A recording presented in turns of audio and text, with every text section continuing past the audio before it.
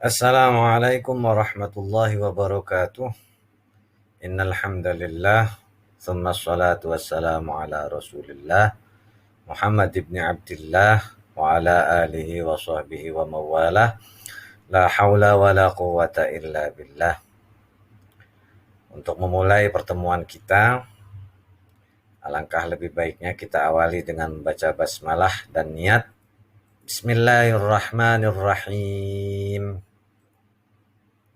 Nawaitu ta'alluma والتعليم والعبادة والاستفادة والحث على التمسك بكتاب الله وسنة رسوله والدلالة على الهدى والخير آمين يا رب العالمين. Di pertemuan kali ini kita akan lanjutkan pembahasan tentang surah Al-Balad. Ya, kalau kemarin pembahasan pendahuluan, sekarang kita akan membahas ayat demi ayat. Ayat yang pertama, A'udzubillahi minasyaitonirrajim. Bismillahirrahmanirrahim. La uqsimu bihadzal balad. Untuk yang pertama, hukum tajwidnya ada mad tabi'i ketemu dengan hamzah atau alif hidup ya, tapi beda kata. Nah, karena beda kata ini, maka ini disebut dengan mad jaiz munfasil. Kemudian ada qaf berharokat sukun. Ini yang dinamakan qalqalah surah. Uqsimu biha. Nah, di sini ada fathah berdiri. Ini yang namanya mad badal. Bihadzal balad. Alif lamnya terdengar jelas. Itu alif lam qamariyah. Nah, di sini ada qalqalah kubro. Kalau ini dibaca mati. Tapi karena di sini ada waqaf mamnu, maka dianjurkan untuk membacanya sambung. La uqsimu bihadzal baladi wa anta hillu. Ya, itu seperti itu. Tetapi ketika kita baca waqaf, diberhentikan di akhir, karena ini akhir ayat, maka ini terjadilah hukum qalqalah kubro.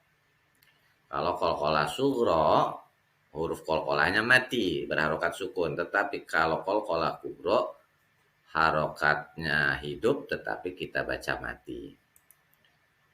La uqsimu bihadzal baladi. Ya, sengaja ini ditambahin i. Karena ini memang bacanya harokatnya kasroh. Artinya aku di sini adalah Allah Subhanahu wa taala ya. Aku bersumpah dengan negeri ini. Al-balad kemarin artinya negeri. Nah, negeri yang dimaksud adalah negeri atau kota Mekah. Nah, ini merupakan sumpah dari Allah dengan menyebut Mekah. Jadi nama lain dari Mekah Ummul Qura ya. Dalam keadaan halal bagi orang yang bertempat tinggal di dalamnya. Untuk mengingatkan keagungan kedudukan kota Mekah di saat penduduknya sedang melakukan ihram. Jadi, bahwasanya di kota Mekah itu ada larangan-larangan, di antara larangannya adalah larangan perang. Oleh karena itu, Mekah, kota Mekah di mana ada Ka'bah ya di kota Mekah itu, dan orang-orang yang umroh dan haji itu melakukan ihram di sana, melakukan umroh, melakukan ibadah haji, itu mereka bertawaf mengelilingi Ka'bah, itu memang memiliki kedudukan yang istimewa. Kota Mekah, kota Madinah,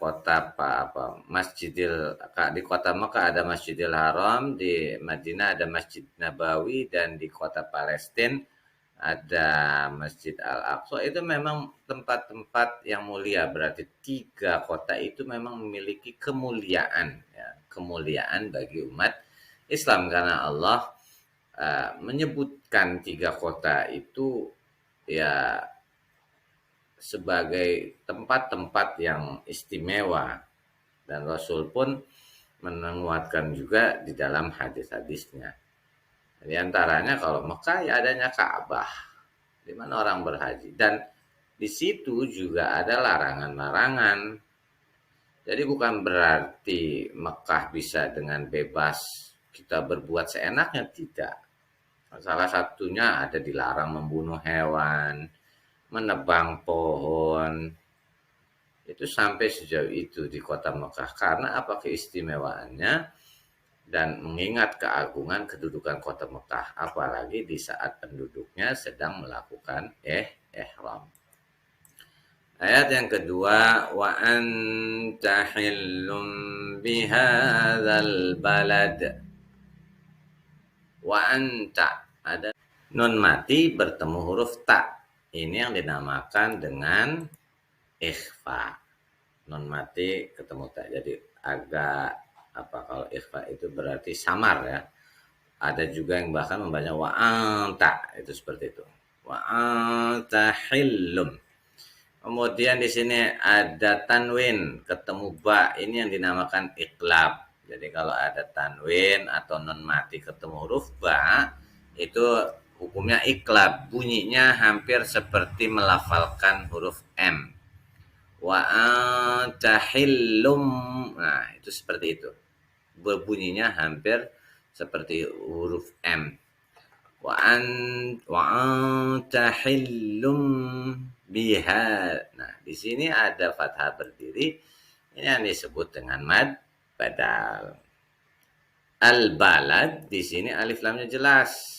Karenanya dia dihukumi sebagai alif lam qamariyah. Ada alif lam ketemu huruf ba, lamnya jelas. Kalau ada huruf alif lam, lamnya yang mati tidak terdengar dengan jelas, itu dihukumi dengan alif lam syamsiyah.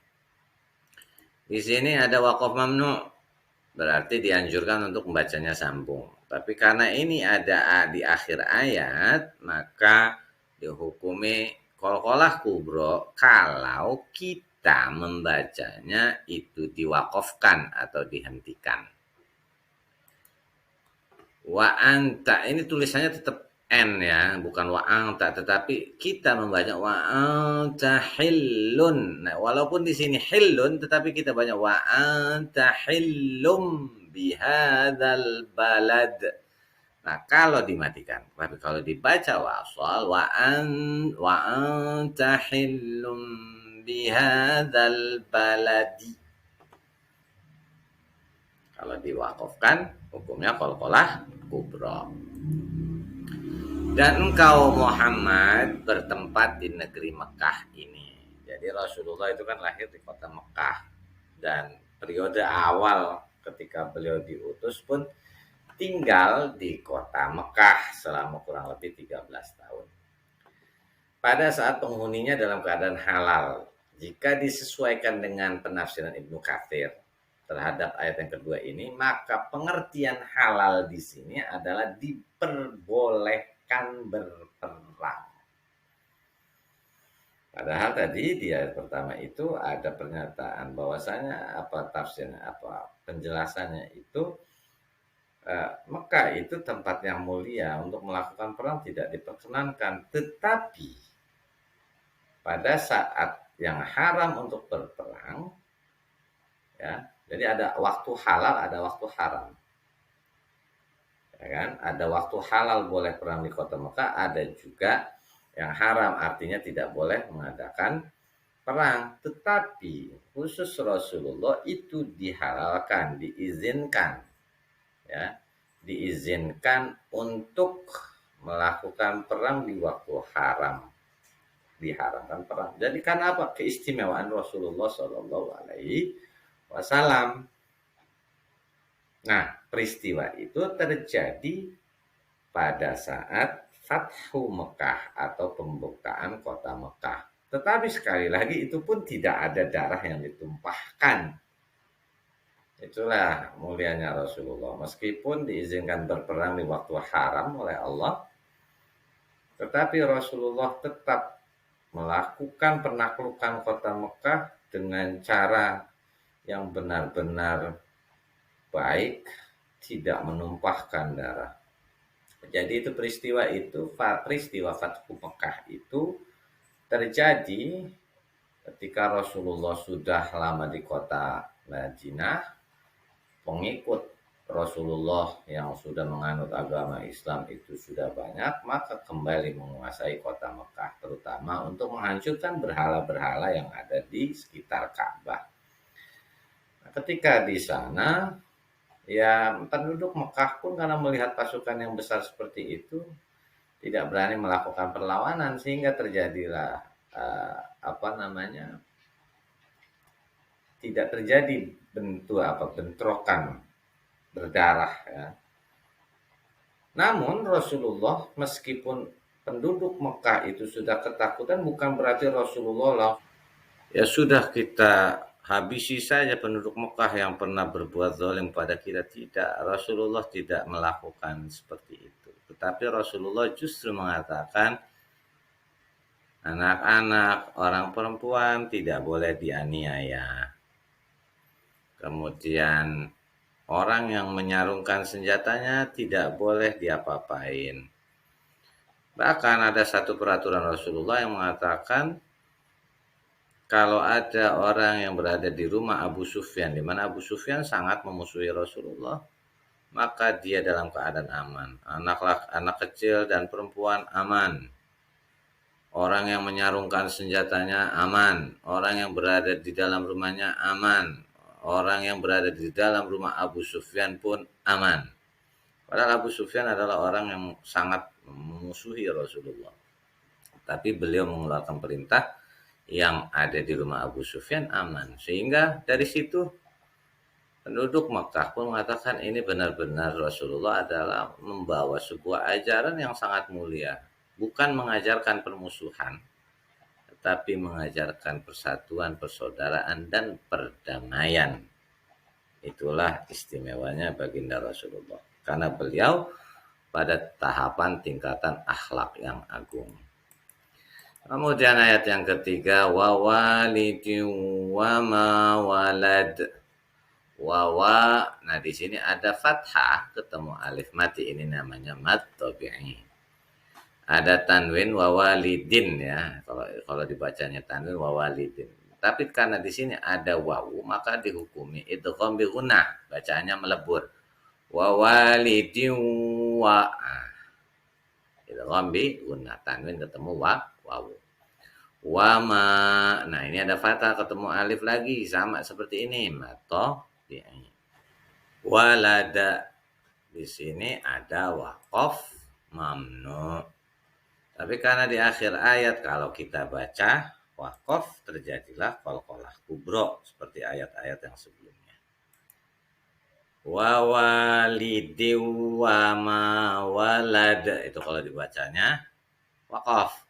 Tapi kalau dibaca wasal, wa walidi wa ma walad. Wa walidi wa ma walada. Nah, itu kalau dibacanya wasal. Tapi karena ini di akhir ayat, banyak yang membacanya itu waqaf dan terjadilah qalqalah kubro. Dan demi pertalian bapak dan anaknya, maksudnya ada beberapa pendapat nih di sini. Kata al-walid, walid ya, itu artinya ada yang mengatakan itu orang yang beranak atau orang yang punya anak. Karena dalam bahasa Arab walid itu artinya orang tua. Ya, walid berarti orang tua laki-laki, walidah orang tua perempuan. Nah, walad itu artinya sebenarnya anak. Nah, makanya di sini artinya orang yang mandul tidak dapat beranak. Sebenarnya ya bukan tidak beranak kalau dilihat dari secara bahasanya. Ya walad belum punya anak memang. Tapi ada yang berpendapat seperti itu. Maksudnya walid itu orang yang punya anak, walad artinya orang yang mandul tidak dapat beranak. Tetapi Mujahid, Abu Soleh, Qatadah, Ad-Dhahhak, Sufyan As-Sauri, nah, di sini ada namanya banyak. Khasif, Surahbil, Ibnu Sa'ad, dan lain-lainnya. Berarti banyak yang mengatakan bahwa maksud walid namanya orang tua, yang artinya orang tua, itu adalah Nabiullah Adam alaihissalam. Karena Nabi Adam adalah bapak semua manusia. Semua manusia itu bertemu kepada Adam dan Hawa. Karena memang semuanya pun meyakini bahwa manusia pertama itu adalah Adam.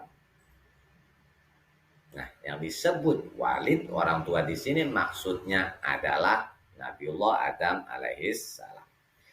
Nah, walad itu maksudnya anak keturunannya, termasuk kita.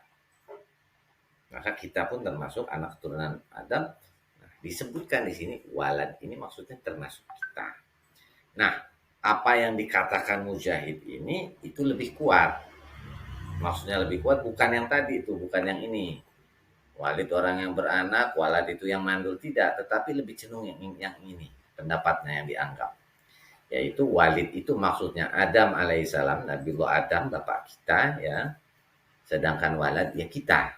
Kita ini termasuk anak keturunan Adam. Mungkin ini yang Bapak sampaikan di pertemuan kali ini. Bagi kalian yang kemarin sudah menikmati kembali belajar tatap muka, mudah-mudahan kita bisa segera bertemu lagi, bisa berjadwal lagi, sehingga kita makin memperbanyak pertemuan tatap muka.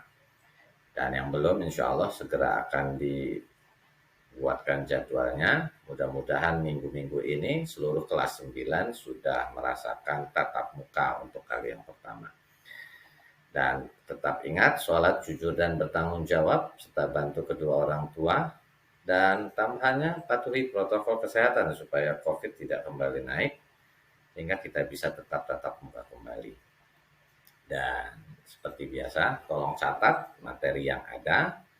Setelah ini pun kalian bisa kunjungi link untuk absensi dan evaluasi harian. Adapun passwordnya adalah kata walad. Untuk mengakhirinya, kita akhiri dengan kafaratul majlis. Subhanakallahumma wa bihamdika asyhadu an la ilaha illa anta astaghfiruka wa atubu ilaik. Walhamdulillahi rabbil alamin. Wassalamualaikum warahmatullahi wabarakatuh.